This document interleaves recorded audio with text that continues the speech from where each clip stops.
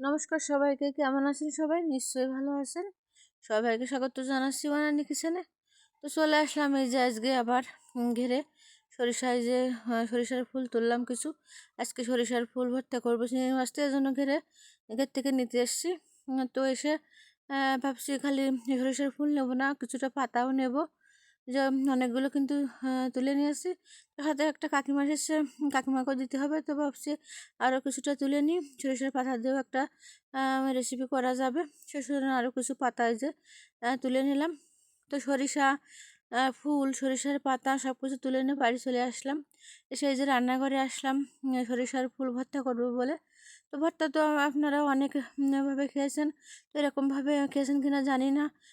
এরকমভাবে আমি তো আর কি দেখিনি কিন্তু কাউকে রান্না করতে। যাই হোক, যদি না করে থাকেন তো আমার এই রেসিপিটা দেখে আপনারা একবার বাড়িতে কিন্তু তৈরি করে দেখবেন। সত্যি কিন্তু খুব ভালো লাগে এভাবে সরিষার ফুল ভর্তাটা। তো যাই হোক, আমি ভর্তা করার জন্য এরকম একটা এই যে বাটি নিয়েছি।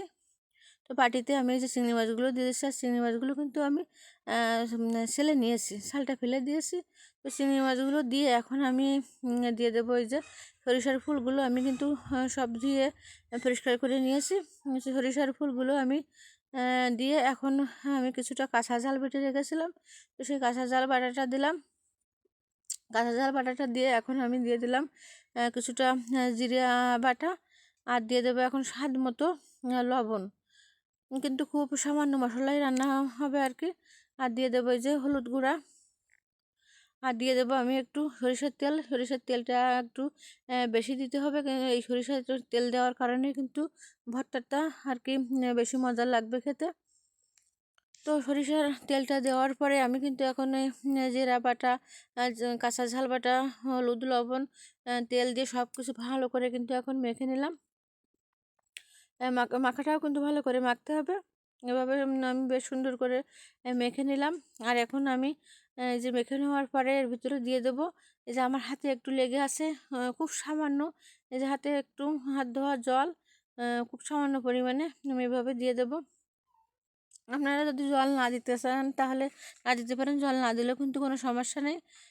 তারপরে আমি এই যে মুখটা লাগিয়ে আমি আগে থেকে এই যে ভাত বসিয়ে দিয়েছিলাম, তো আমার ভাতটা এখন একটু ফুটতে বাকি আছে।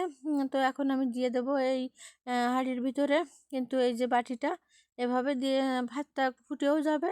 আর এইভাবে আমার কিন্তু এই সরিষার ফুল চিংড়ি মাছটাও ভর্তা হয়ে যাবে। তো এই যে আমি কিছুক্ষণ জাল করে এখন কিন্তু আমার ভাতটা হয়ে গেছে। আর এই যে সরিষার ফুল আর চিংড়ি ভর্তাটাও কিন্তু হয়ে গেছে। এখন বাটিটা আমি তুলে নেব। তো এই যে বাটিটা কিন্তু তুলে নিলাম। বাটিটা তুলে নিয়ে এখন আপনাদের দেখাবো কেমন হয়েছে চিংড়ি মাছ আর সরিষার ফুল ভর্তাটা। দেখেন খুব সুন্দর কিন্তু দেখাচ্ছে, খুব সুন্দর হয়েছিল খেতে। আমি তো খাওয়ার পরে ভাজ দিয়েছিলাম, তো খুব টেস্টি হয়েছিল। আপনারা বাড়িতে কিন্তু অবশ্যই একবার ট্রাই করে দেখবেন কেমন লাগে। এভাবে হয়তো খাননি।